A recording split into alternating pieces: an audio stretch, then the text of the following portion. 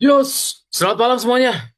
Kembali lagi hadir ya untuk kita membahas peraturan bursa yang viral akhir-akhir ini membuat investor retail gigit jari bahkan para market maker ya. Bagaimana tidak ya? Full call auction ya,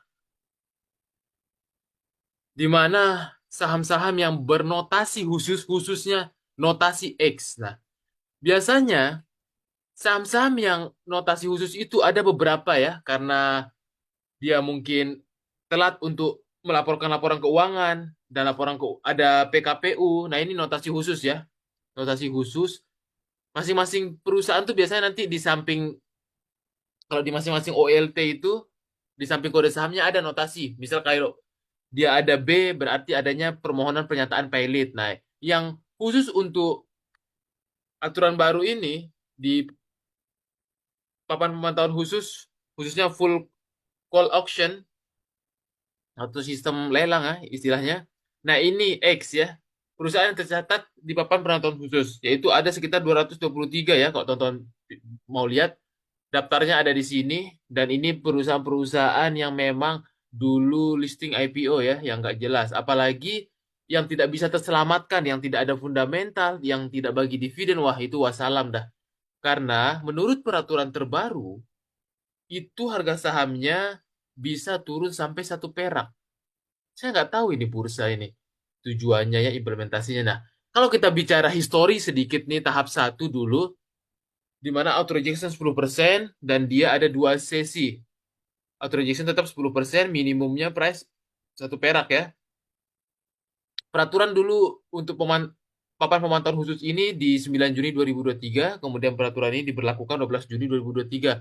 Sedangkan untuk tahap 2 ini call auction-nya ini untuk seluruh kriteria ya. Kalau dulu dia hanya kriterianya tidak liquid aja. Kalau ini sekarang seluruh yang ada notasi X sekitar 223 saham. Inilah yang menjadi bahaya, yang menjadi cikal bakal panic selling ya, retail dan para market maker. Kalau kita lihat di sini.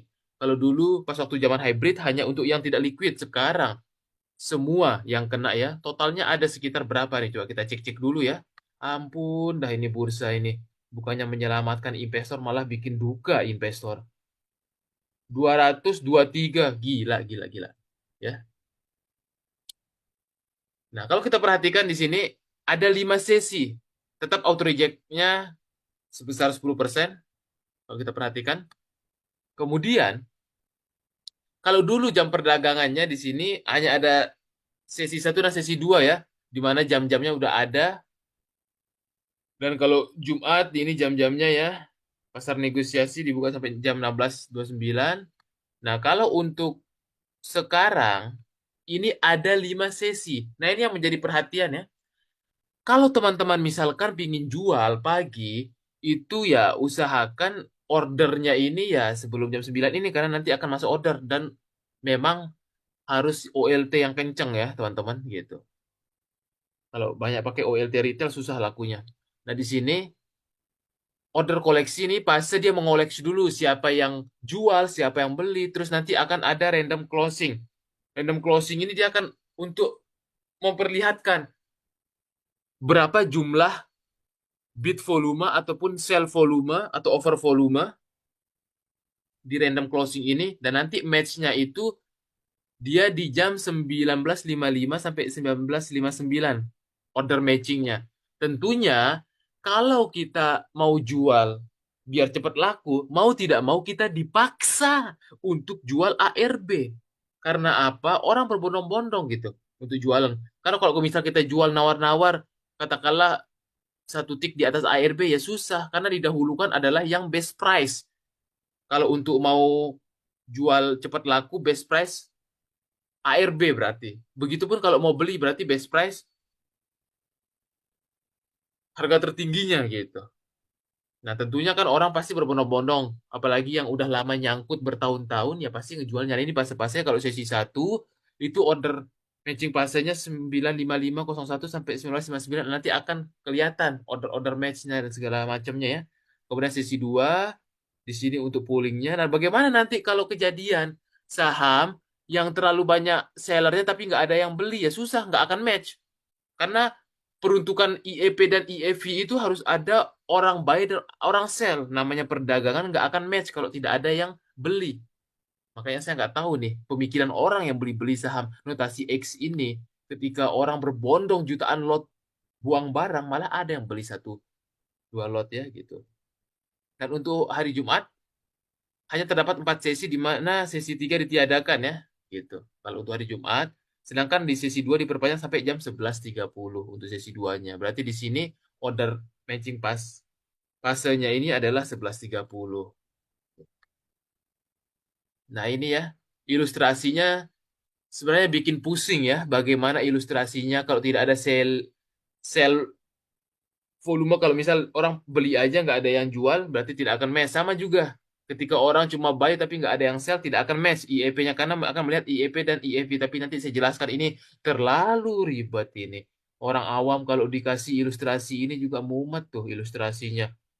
Harus ada ini, tidak ada message ITC terkirim. Aduh, pusing pala ngelihatnya nih ya. IEP IEV ini. Tapi pada dasarnya teman-teman ya, IEP itu adalah indikatif equilibrium price. Kalau IEV indikatif equilibrium volume. Jadi biasanya itu terjadi ketika ada pre-market sebelum opening dan close market sebelum closing ya gitu. Pre-close sama pre-opening. IEP IEV itu biasanya dimainin ya. Baik di saham kalau sebelum opening market itu di saham-saham LQ45. Tapi kalau untuk ketika closing market di semua saham. Nah, tapi kita lihat dulu nih untuk Q&A-nya. Apa sebenarnya yang terjadi? Coba. Tuh. Teman-teman lihat, perhatikan dengan seksama. Ini yang bikin enyuh hati kita semua para retail. Masa dibilangnya seperti ini pasenya? Bentar ya, sabar ya, tetap tenang ya. Tenang, tenang. Mana ini pertanyaannya nih, tujuannya yang membuat ini nih. Katanya sih buat untuk menyelamatkan dulu ketika tidak banyak liquid ya. Justru orang makin panik ini. Bukannya menyelamatkan orang yang bisa jualan yang lama nyangkut 50 ya, makin bisa jualannya jauh lebih murah, malah lebih rugi. Nah, mana tujuannya lo kok hilang ya? Tadi saya baca. Nah, ini nih. Apa manfaat pemantauan khusus bagi investor ini? Ah, sudahlah. Ini pertama katanya ini nih otoritas bursa yang bikin nggak tahu siapa ini meningkatkan perlindungan investor. Ah, bohong. Mana ada melindungi investor, justru menyengsarakan investor ini. Di mana yang tadinya bisa harusnya jual 50 ini malah bisa satu perak. Tambah rugi lah. Yang bener aja, rugi dong. Nah, kemudian meningkatkan keterbukaan informasi. Ya elah, mendukung mekanisme matching untuk saham yang kurang liquid. Sama aja siapa yang orang tolol mana yang mau beli saham yang orang jutaan di offer, mau dibeli jutaan gitu, orang promo-promo keluar, masa mau beli gitu. Terus kesempatan untuk kurang di harga 50. Ya, ini mah menyengsarakan bisa untuk di harga satu perak. Nah, ini sebagai contoh ya hari ini. Bayangin BKSL. Di sini di harga ARB orang mau jual 1,8 juta. Sedangkan untuk lot yang match hari ini aja cuma 161.000 atau sekitar 609 juta. Jauh dari 1,8 juta, berapa puluh M orang yang ingin berlomba keluar gitu. Makanya kalau teman-teman yang pingin cepat keluar, wajib langsung jual ARB, langsung pre-openingnya sebelum open market. Bila perlu malamnya udah setting ARB. Itu kesempatan terakhir Anda bisa keluar. Jangan sampai nawar-nawar. Kemudian PBRX. Orang yang beli cuma 22 juta. Nggak tahu ini apa motivasi Anda. Wahai para investor retail ataupun siapapun, 22 juta ini duit ini Anda buang-buang.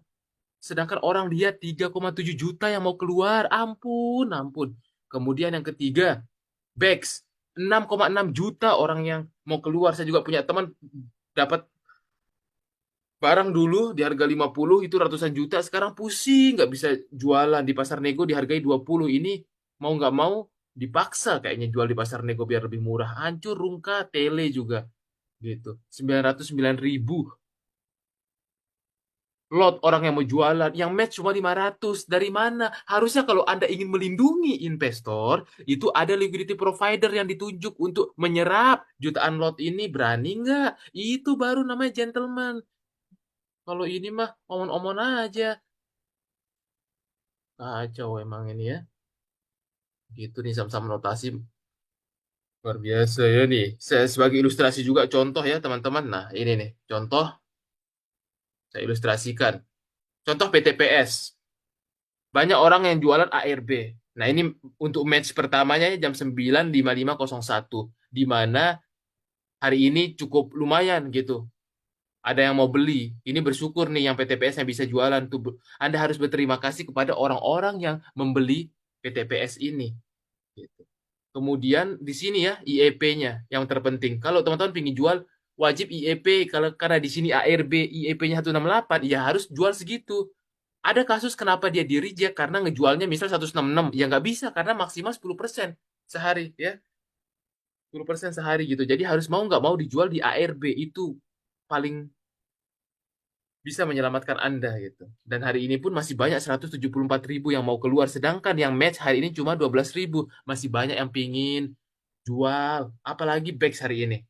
Yang match cuma 13.000 lot, yang antri jual 6,6 juta lot. Tolong bursa Anda teliti lagi. Ini kan kesalahan awal-awal Anda dari tahun-tahun lalu melihat perusahaan-perusahaan IPO dari kuantitas bukan kualitas. Ya ini, efeknya seperti ini. Banyak yang 50, ujung-ujungnya pingin menyelamatkan investor retail, tapi justru menyengsarakan. Yang mana panik selling. Karena tidak ada liquidity provider yang mau menyerap jutaan lot. Orang para market maker aja susah keluar, gimana retail? Market maker kan pakai OLT yang jarang-jarang dipakai retail, yang bisa match duluan. Kalau kita retail mah susah, yang benar aja rugi dong. Oke, mungkin itu ya untuk pembahasan tentang full call auction ya. Semoga bermanfaat dan terus eh, kita gaungkan petisi ya agar aturan ini bisa dikaji ulang dan ditunda dulu sementara sampai waktu ditentukan karena ini membuat panic selling dan memberikan efek domino di mana 2 hari ini transaksi bursa dan pergerakan saham juga tidak terlalu atraktif. Males orang ya pada ke kripto jadinya.